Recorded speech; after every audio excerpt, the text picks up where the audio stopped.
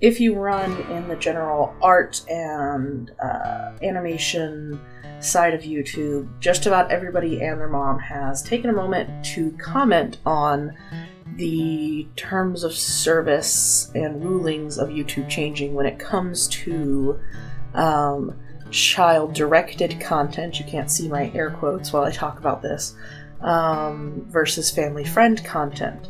If you don't follow these groups, you haven't heard.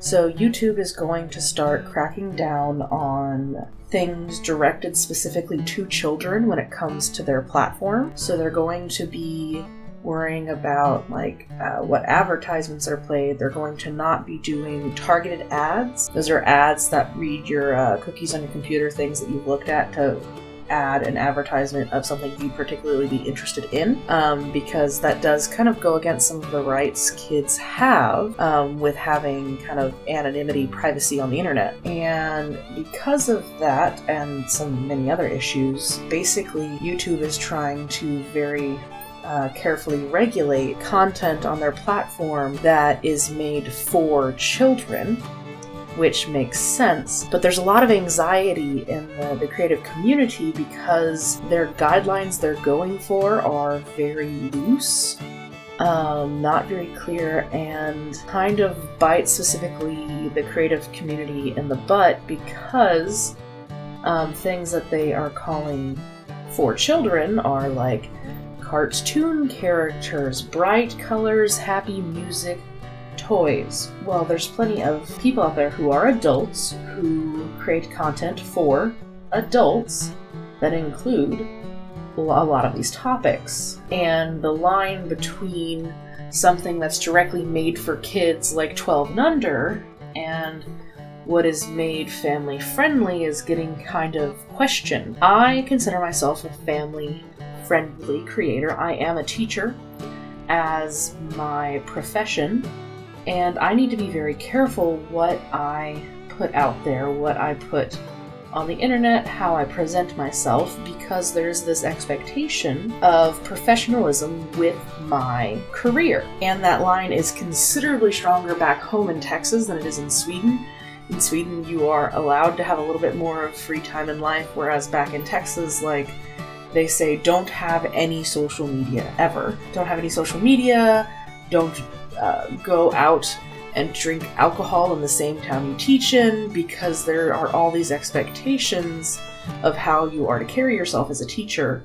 And if that illusion is shattered, your job is at risk. I mean, there's actually many cases of teachers who have lost their jobs for having a picture of them drinking wine on their Facebook page and other things. So it's scary and nervous making, and you have to be very careful. And then now I'm here faced with YouTube talking about what is child friendly and what's not. And I've been racking my brain wanting to create a video that kind of says, hey look, I'm not making a channel specifically for children, and how some other YouTubers have been taking care of it is they've been cursing or drawing certain things or talking about it specifically, and my personality, my experiences, and my profession bar me from doing a lot of those things. I thought, well, maybe I can do a YouTube video where I curse a lot. And I'm like, I'm not really comfortable with that. I don't curse very often in the real world, and if I do, it's not towards anyone or anything. Some of the topics in particular I have no problem with. I took life drawing classes in university and all of that, but I know it's a very delicate line, and literally the most edgy and adult thing I could think of that I was comfortable doing on my channel was drawing a bunch of butts. Butts are considered PG-13. They're funny, they're silly, and, well, they're kind of allowed, but also it's like, hey, red flag, neon sign, I'm not for kids. Don't put me in with the backyardigans and who else is out there these days. And that's the thing that really drives me crazy is I've actually looked at some of my videos, and more so my recent ones, and they are being directly linked with content for toddlers, and I can't find in my tags or anything how it's happening. YouTube now has this option where you can click a little box saying my content is for kids or not for kids, and I'm clicking not for kids. And I'm still getting lumped in with some of this other stuff, and it's not like it's my tracking cookies that's pointing me there, because I don't watch that stuff. I have no reason to watch this stuff. I don't have a child or a little sibling who's borrowing my YouTube address, so I don't understand how I'm being linked. I don't know if it's the music I'm choosing, the color palettes, or what, but I'm really nervous. I mean, I don't get money from my YouTube channel. I am new and fresh-faced and budding, but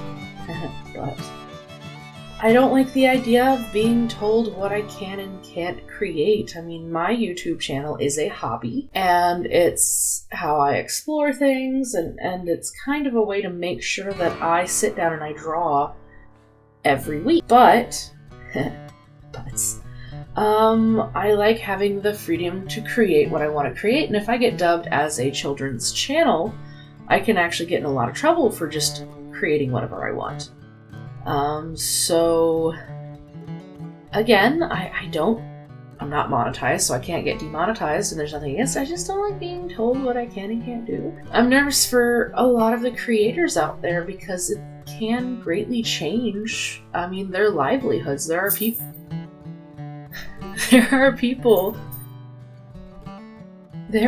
today who their entire profession is being a YouTuber, and I feel like they're at risk of losing that.